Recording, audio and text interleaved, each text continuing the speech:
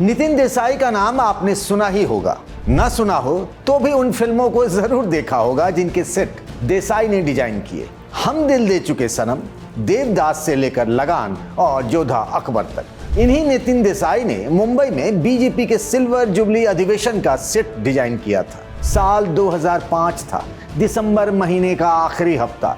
Party 25 बरस की हो गई थी तो आयोजन भी भव्य और दिव्य था। आयोजक के रोल में खुद प्रमोद महाजन थे।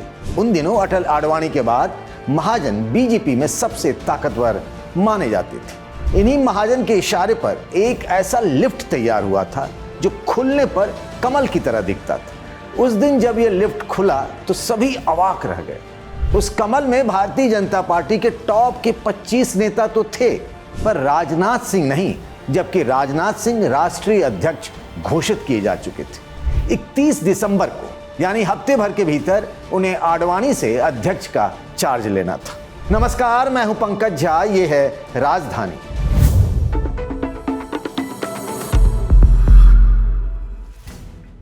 आप भी कहेंगे कि ये कहानी मैं क्यों सुना रहा हूं, वो भी 20 बरस पुरानी बात। कहावत तो सुनी ही होगी आपने कि इतिहास खुद को दोहराता है। नितिन नबीन के राष्ट्रीय कार्यकारी अध्यक्ष बनने के बाद क्या भारतीय जनता पार्टी फिर एक बार दोराहे पर खड़ी है?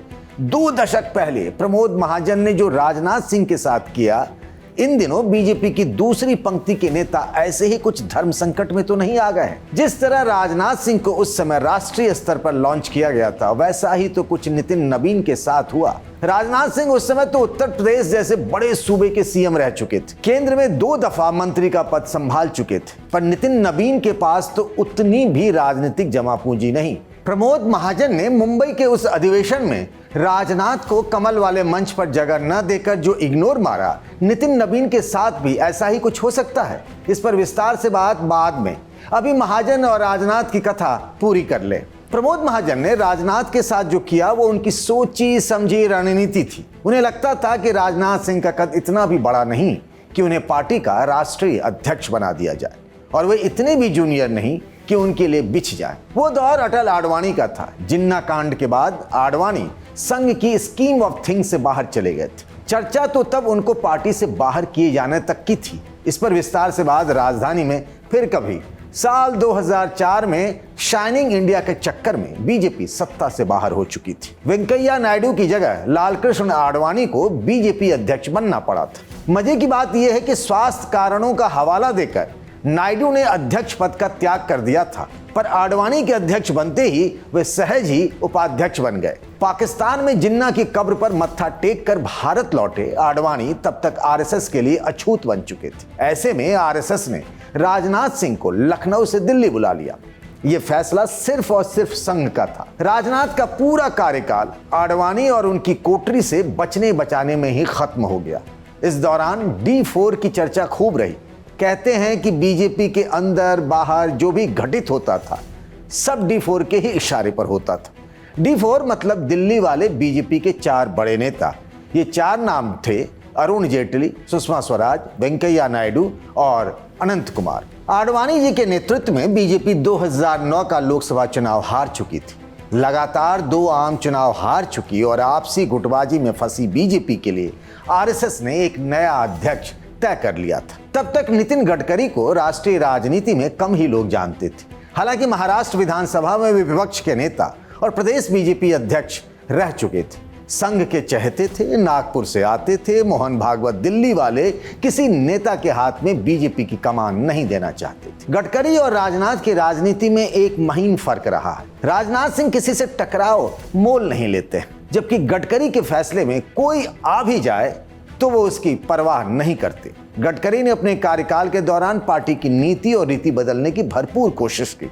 संघ भी उनके काम से खुश था। संघ ने उनके अध्यक्ष रहते ही 2014 लोकसभा चुनाव लड़ने की योजना बनाई थी। गडकरी दूसरी बार अध्यक्ष न बन पाए, इसके लिए D4 ने तो जैसे कसम ही खा रखी थी। आडवाणी ने भी गडकरी के रास्ते में अंगद की तरह पैर अड़ा दिए। इसी बीच गडकरी का लखनऊ का कार्यक्रम बना। कल्याण सिंह की पार्टी का बीजेपी में विलय हुआ। राजनाथ सिंह भी मंच पर थे और ये सब मेरी आंखों के सामने हो रहा था। सबको लग रहा था कि गडकरी ही फिर अध्यक्ष बनेंगे। मंच पर राजनाथ सिंह, कल्याण सिंह और नितिन गडकरी जिस एक बड़ी सी माला में फोटो खिंचाने के लिए खड़े थे, वो अचानक से टूट गया। इसे अशुभ माना गया। दिल्ली में कुछ ऐसा ही हो रहा था। यशवंत सिन्हा ने गडकरी के खिलाफ अध्यक्ष का चुनाव लड़ने का मन बना लिया था। आडवाणी टस से मस नहीं हो रहे थे। एक तो करेला, दूजे नीम चढ़ा। नितिन गडकरी के खिलाफ पूर्ति घोटाले की खबरें और जोर शोर से चलने लगी।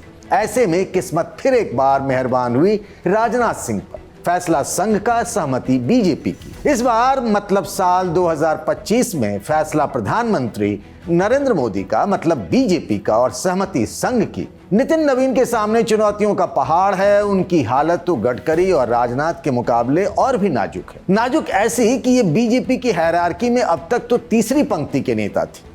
दूसरी पंक्ति में एक से एक धाकर और अनुभवी नेताओं की टीम है, जो इन दिनों अपने नए राष्ट्रीय कार्यकारी अध्यक्ष से शिष्टाचार भेंट मुलाकात भी कर रहे हैं, जो पिछले हफ्ते तक नितिन कहकर बुलाते थे। नितिन उनके पांव छूकर आशीर्वाद लेते थे, अब उन्हें हाथ जोड़कर अध्यक्ष जी कह रहे हैं। समय समय की बात है, पर क्या ये बदलाव जितना सहज सरल लग रहा है उतना है भी, क्योंकि ईगो तो कई नेताओं के हर्ट हुए। बीजेपी के एक बड़े नेता है, बिहार से उनका ताल्लुक है। पता चला नितिन नवीन उनको पांव छूकर प्रणाम करते रहे, पर जब इस दफे वे पटना से दिल्ली आए तो नितिन जी उनको बदले बदले से लगे। चश्मे चश्मे की बात है। वैसे तो लगातार मीटिंग कर रहे नितिन नवीन ने इसी से जुड़ा एक आदेश भी किया है कि जो भी लोग दिल्ली में बीजेपी पार्टी हेडक्वार्टर आए, उन्हें किसी तरह कोई परेशानी ना हो। पर परेशानी बीजेपी के साथ दूसरी है।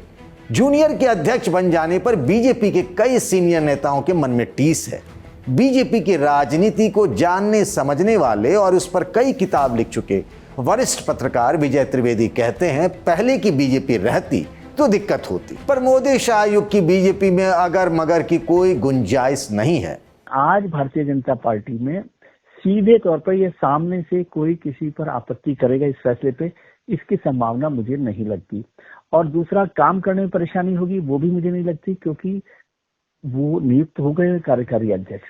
लेकिन जो बड़े फैसले हैं सरकार के लेकर, संगठन को लेकर, दूसरे सहयोगी दलों के साथ लेकर, मुझे लगता है वो अब भी अमित शाह ही करेंगे। तो अमित शाह जी के फैसलों को न तो कोई चुनौती दे सकता है और न उसकी आवश्यकता, क्योंकि वो इतने लंबे अनुभव के साथ काम कर रहे हैं। और दूसरा, नड्डा जी भी अभी वहां पर उनको काम करते रहेंगे, तो सीधे सीधे अभी नितिन नवीन को उस तरह से बड़े फैसले करने का शायद मौका नहीं मिल पाएगा। तो और दूसरी तरफ जो पार्टी में अभी लीडरशिप चल रही है, जो लोगों का आप सेकंड जनरेशन लीडरशिप कह रहे हैं, उनमें से मुझे नहीं लगता कि कोई इस मामले में बड़ी आपत्ति सार्वजनिक तौर पर करेगा। हो सकता है मन में परेशानी हो, जो जाहिर है होती है, लेकिन काम करने में कोई बहुत परेशानी होगी ऐसा मुझे आज की भारतीय जनता पार्टी में नहीं लगता। जनरेशनल चेंज के लिए पार्टी ऐसा काम करती रहती है और पार्टी के नेतृत्व को ये अधिकार है कि वो देखे। प्रयोग धर्मिता भी एक कारण हो सकता है कि प्रयोग करें और गलती हो जाए, प्रयोग में भी गलती हो सकती है, उसमें भी कोई आपत्ति नहीं है। लेकिन क्या इस पर सब लोगों की सहमति बनी, ये एक बड़ा मसला है कि इस पर क्या चर्चा हुई। और सहमति का मुद्दा तो तब आएगा जब क्या इस पर चर्चा की गई। घर के अंदर से तो ऑल इज वेल वाला माहौल है, पर बाहर के लोगों ने अपना काम शुरू कर दिया है। 5 बार के को आपने राष्ट्रीय अध्यक्ष बना दिया और 7 बार के सांसद को प्रदेश अध्यक्ष बना दिया। बताओ पीडीए का कितना बड़ा अपमान किया इन्होंने। बीजेपी के पास नरेंद्र मोदी जैसा चेहरा है, चुनाव दर चुनाव जिताने वाला, और उसकी रणनीति बनाने में चाणक्य के रोल में है अमित शाह। शायद इसीलिए नितिन नवीन के सामने चुनौतियों का पहाड़ होते हुए अभी वो ओझल लगती है। पर क्या ये यूं ही रहेगी? आप क्या सोचते हैं? बताइएगा कमेंट बॉक्स में। राजधानी के इस एपिसोड में इतना ही। इस वीडियो को बनाया हमारे साथी शुभम ने। बाकी खबरों के लिए बने रहिए द लल्लन टॉप पर।